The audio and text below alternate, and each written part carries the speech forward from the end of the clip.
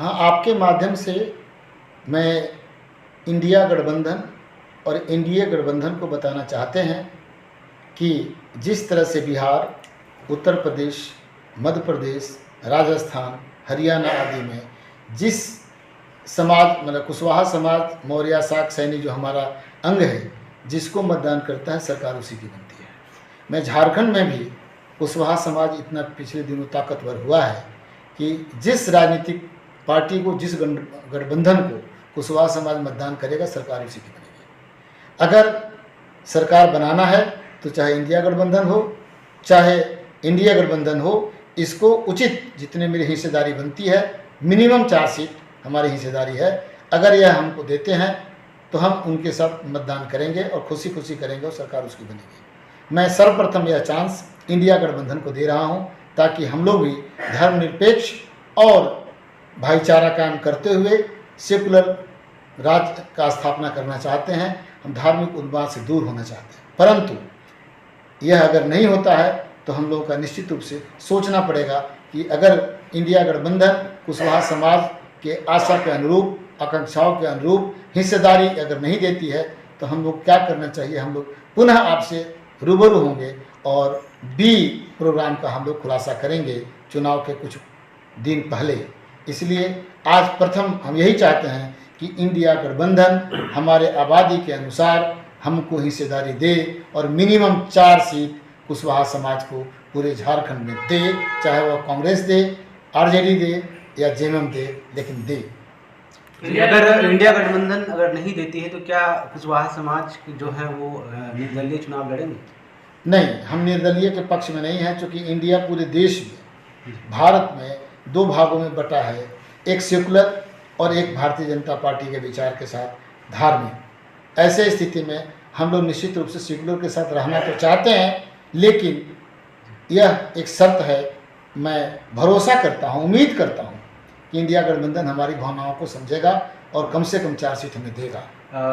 सरकार ऐसी क्या कुछ मांगे थी जो कुशवाहा समाज की पूरा नहीं कर पाई, जो जिसको लेकर के कुशवाहा समाज जो चुनाव लड़ने चाह रही है? नहीं, हम तो किसान का अनेक मांग है जो कि अभी तक पूरा नहीं हुआ।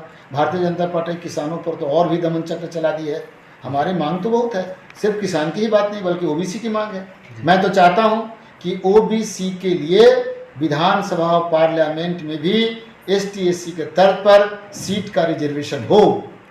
मैं अगर विधानसभा में पहुंचता हूं तो जातिगत जनगणना झारखंड में हो और विधानसभा में पिछड़ों के लिए सीट आरक्षित हो, इसके लिए आवाज़ उठाऊंगा और इसकी लड़ाई पूरे देश में ले जाऊंगा। काफ़ी कड़ी टक्कर होंगे वहाँ पर बोकारो सीट से अगर आप चुनाव लड़ने की बात कर रहे हैं तो कैसे इसका मुकाबला करेंगे?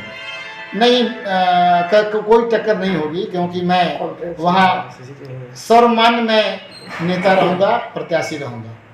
सारी बंधनें टूट जाएंगी। राजनीति की जितनी भी बंधनें हैं वह राजनीति तोड़ करके लोग मतदान करेंगे, चाहे इंडिया गठबंधन हो, चाहे एनडीए गठबंधन हो, और जीत का मार्जिन 1 लाख से ऊपर का होगा। क्योंकि सारे लोग मुझे जानते हैं और मैं छात्र जीवन से राजनीति करता हूँ। मैं झारखंड राज्य का आंदोलनकारी हूँ।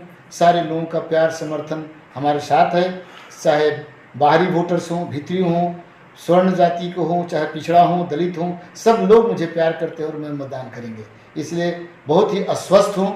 कांग्रेस का सिंबल मिलना और जीत मेरा पक्का होना यह निश्चित है। इंडिया गठबंधन के अलावा अगर कोई पार्टी और टिकट देती है तो आप चुनाव लड़ेंगे? नहीं, मैं सिर्फ इंडिया गठबंधन के साथ खड़ा रहूँगा। कोई सवाल है? अभी चुनाव नजदीक है, अभी ऐसा देखा जा रहा है कि टिकट के लिए प्रत्याशी दल बदल बहुत ज्यादा कर रहे हैं, तो ऐसा कुछ है कि आपका अप्रोच अगर इंडिया गठबंधन नहीं करते तो एनडीए का अप्रोच करिए? नहीं, 2009 से मैं कांग्रेस में हूँ। इसके पूर्व मैं एक बार जेएमएम से भी चुनाव लड़ा हूँ और एक बार आरजेडी से भी लड़ा हूँ।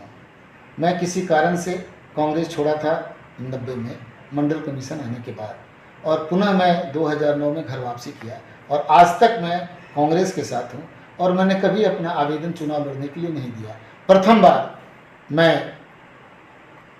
बार मैं चुनाव लड़ने के लिए 20 वर्ष के बाद आया हूँ और यह इसलिए करना पड़ रहा है क्योंकि यहाँ विधानसभा में मेरी आवश्यकता है। यहाँ कानून अच्छा बनाना है, झारखंड वासियों के लिए अगर कानून बनेगा तभी बेहतर ज़िंदगी होगी, क्योंकि अलग राज लड़ते समय हम लोगों ने बहुत उम्मीद जगाई थी जनता को और वह उम्मीद पर खड़ा नहीं उतर पाया।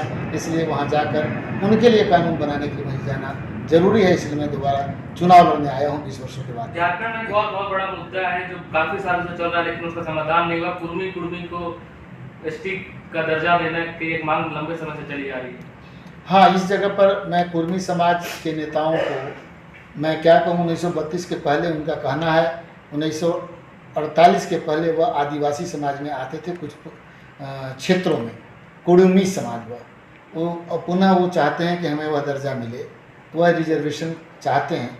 और उनकी इस प्रयास के चलते झारखंड में ओबीसी लीडर एस्टैब्लिश नहीं हो पा रहा है। ये कहीं ना कहीं गड़बड़ी है। हम लोग इस पर बैठ के चिंतन करेंगे कि इस पर क्या होना चाहिए, क्योंकि कहीं ना कहीं कुशवाहा और कुर्मी बहुत करीब है, भाई है। मैं नहीं जाना चाहता शेड्यूल ट्राइब में और वह जाना चाहते हैं, तो इस पर हम लोग चिंतन करेंगे। विचारणीय विषय है, बहुत चिंतनीय विषय है। हम लोग उनके नेताओं से बात करेंगे, इस चुनाव के बाद चर्चा करेंगे। और सिर्फ रिजर्वेशन के लिए नहीं, बल्कि आचार विचार व्यवहार संस्कार भी कोई चीज़ है, इसके लिए भी अगर वो जाना चाहते हैं तो मैं इस पर बात करूँगा।